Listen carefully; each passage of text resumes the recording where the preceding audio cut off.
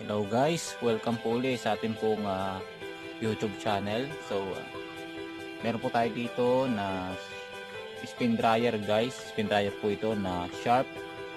So, ang problem, sabi po ng may-ari ay ayaw gumana. So, ayaw umikot. So, yun po ang kanila pong sabi. So, samahan niyo po ako na i-check itong spin dryer po ito kung ano po yung kanyang problem.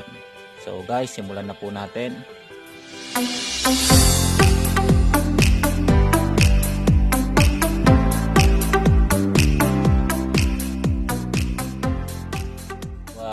Ayan guys, ano po, inopen na po natin. So ang gagawin po natin ngayon, ang una po natin i-check guys ay yung kanyang motor. So kung napansin po ninyo, nakababa lang yung kanyang buksan ko, nakababa lang. Ano po, dapat ito nakataas, tsaka binabalutan ba dapat ng plastic. So gagawin po natin, check po natin yung kanyang motor. So hanapin natin yung kanyang common. So ito yung common niya, yung kulay blue, yung light kung tawagin. Ito po yung blue, ito po yung galing sa yung nasasaksakan sa cord po niya papuntang AC. So check po natin.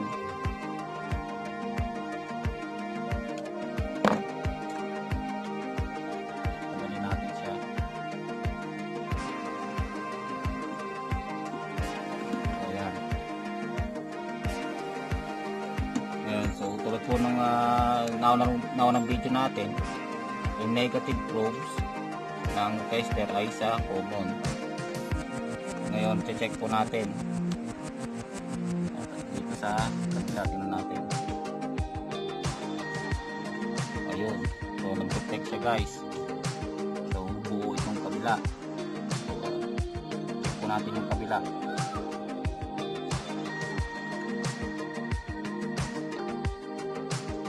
Ayun, so yung kabila guys wala. So ibig sabihin may tama yung motor, ano po? Yung kabila dapat parehas yan eh. Yung kabila niya nag-deflect yan, nag-deflect siya guys. Pero yung kabila wala, hindi siya nag-deflect. Yung sabihin paring putol yung isang linya po nito. So ang gagawin po natin, tatanggalin po natin yung motor at try natin buksan. Kung magagawa po natin ng paraan para yung may-ari hindi nabibili ng motor. Kasi may mahal din po ang motor ng dryer. 900, nasa 950 o 980 yung bagong motor po nito. So medyo may kamahalan. Kaya bago po natin pamilin yung may-ari,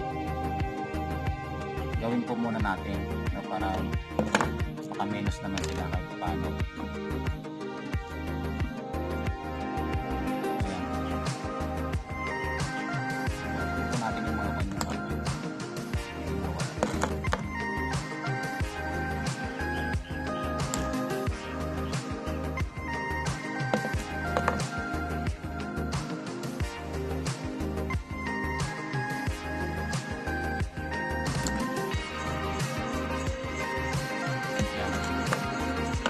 Ngayon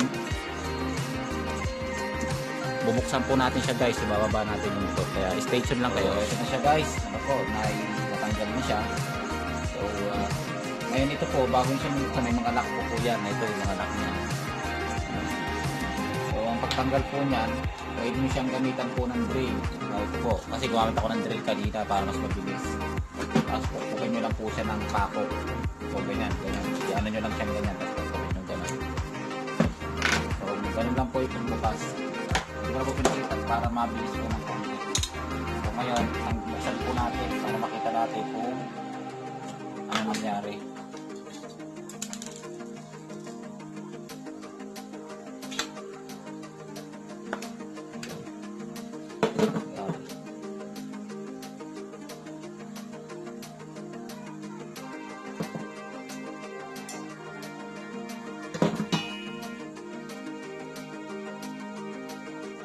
Guys, tanggalin natin yung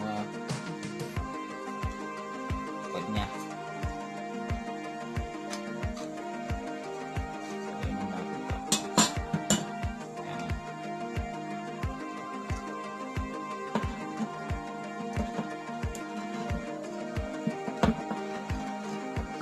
Tulad po lang sa motor ng electric fan, meron din po yung busing. Guys, ayan, may busing din yan.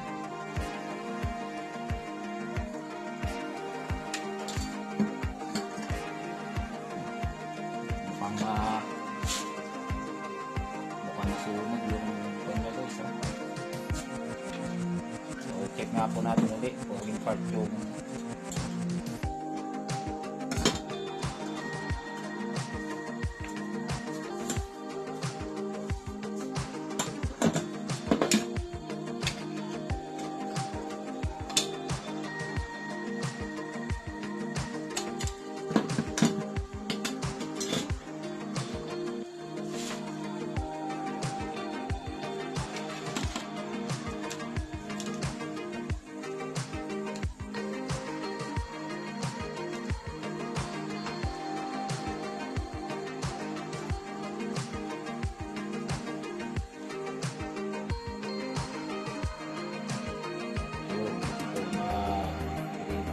gray.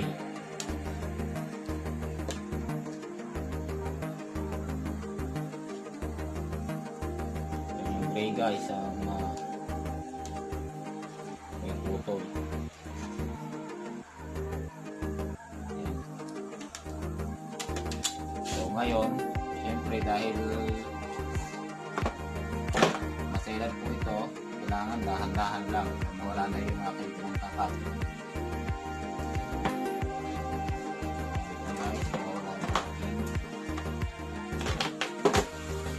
Tatanggalin po natin itong mga kangkong ito.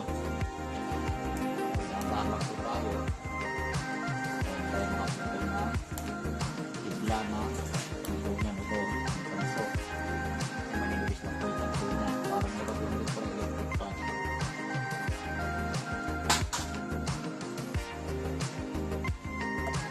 So yeah, station lang guys at babalatan ko siya. So ayan guys, natanggal ko na yung mga tansi na nakatali ko, no? Pansin ko talagang sunog ito guys. So ayan, natanggal na dalawa. Nakakonect po siya dito sa kulay blue sa common. So ang gagawin po natin, i-duktong po natin itong natanggal na ito, dalawa. Duktong po natin doon. Ayan, dito siya nakakabit sa common eh. Kaya kami natin siya dito.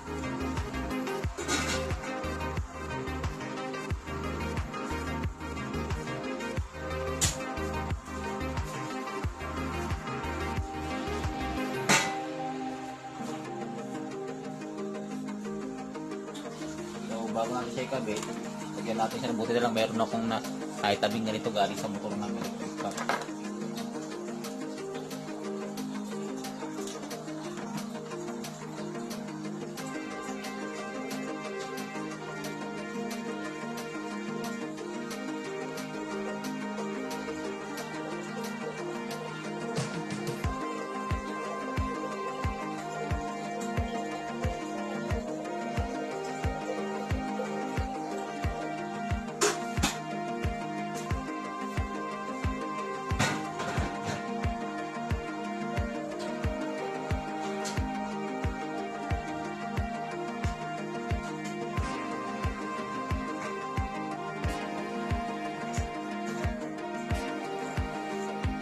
Nakikabit po natin siya, hihinalan po natin.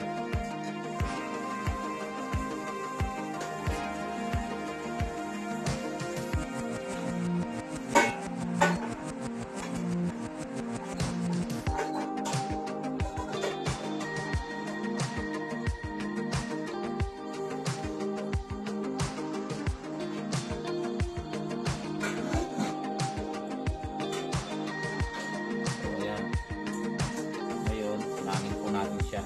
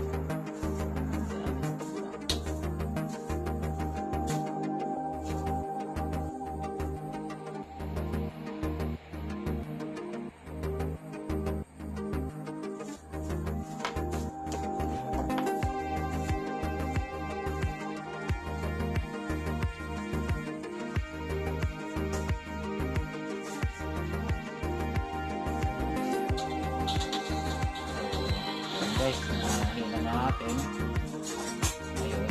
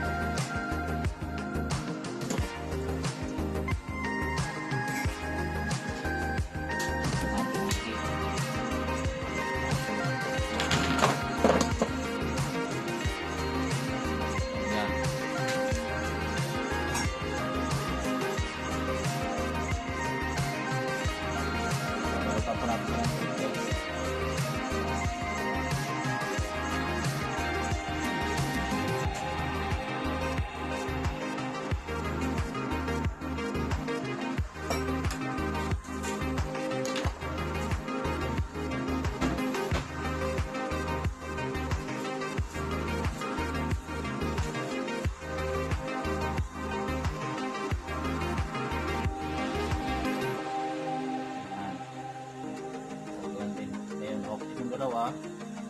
Pero bago natin siya ikabit, check muna natin guys kung magkakaroon na ng pagbabago. So yung blue for common, check natin ito ng negative ko sa common. Yan. And check po natin yung dalawa. Okay, deflection na siya. Yung kabila. Ayun, ayos na guys, may deflection na parehas. Yan. So ganun lang, dinuktong lang po natin yung naputo, parang electric fan lang siya. So ngayon, gagawin natin, ibabalik na natin siya guys. Ngayon dahil wala na ito, hindi na pwede ito, ang gagamitin na po natin dito, bolt na, bibili na ako ng bolt. So ayan guys, ibalik natin yung balot.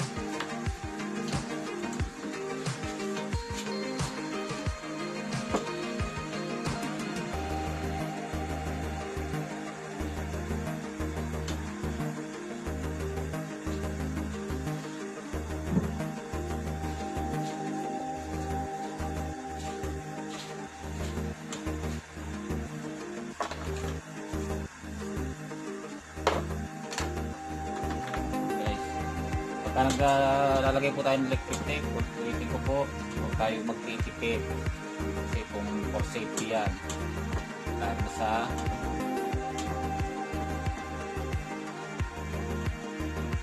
yan. So ipan natin, pagkitin natin.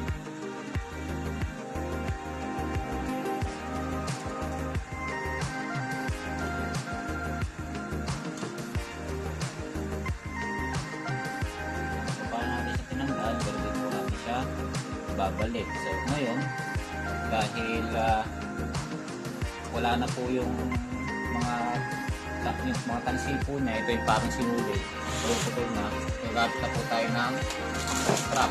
Yan. Kaya kailangan meron po kayong mga extra dito.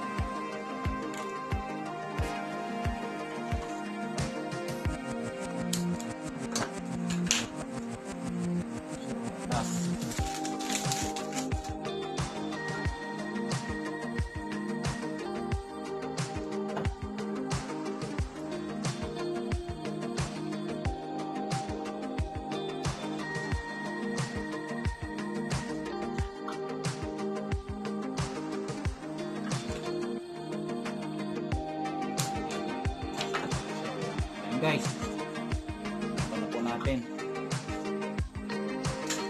ngayon, babalik na po natin ang kanyang case.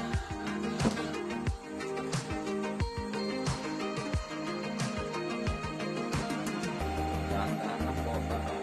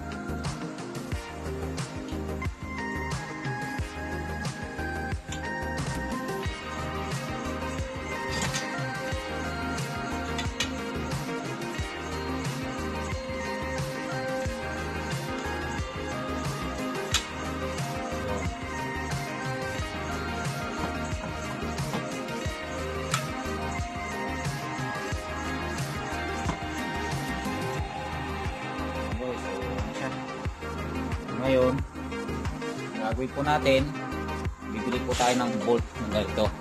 So kaya para ma-lock po natin siya. So stay tuned lang guys. So ayan guys. So nakabili na po ako ng mga bolt na gagamitin po natin. So ito po yung mga bolt na gagamitin natin. Yan. Kasi hindi na po natin pwedeng gamitin yung tinanggal po natin na dating nakakabit. So ito na po ang gagamitin natin ngayon. So ikabit na po natin para matesting na po.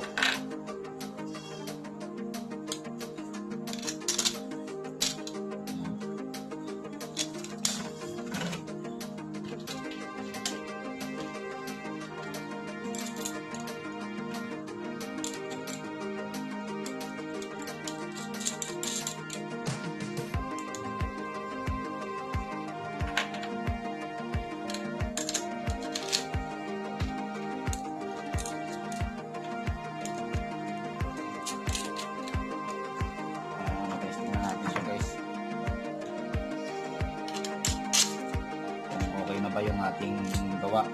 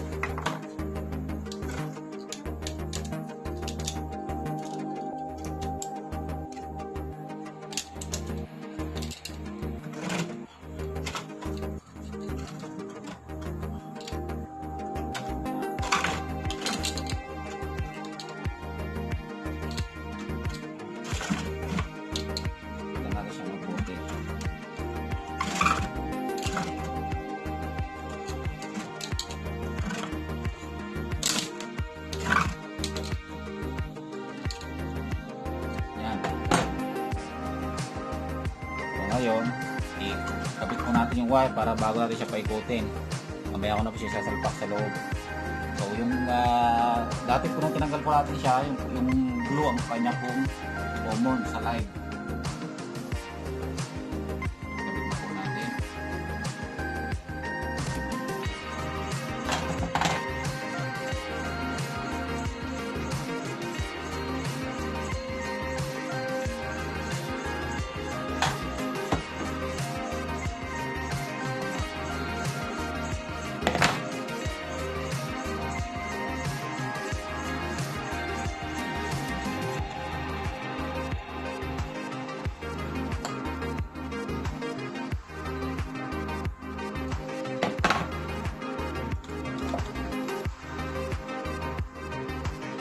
Isa, yung dalawang tira parehas sa capacitor, kahit magkapasitol po sila ng problema.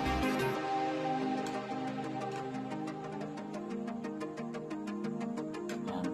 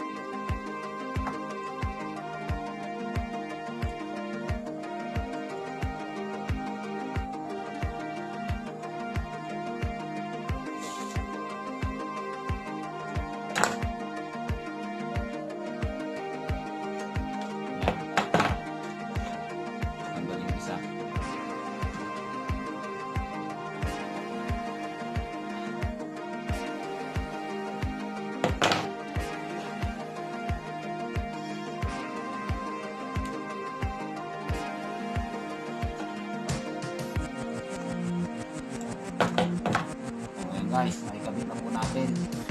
So ngayon, ang gagawin po natin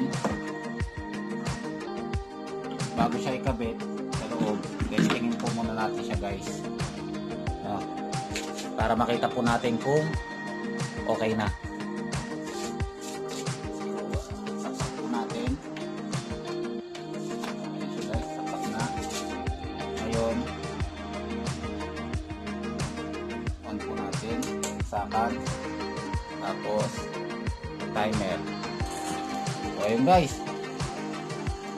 ayun,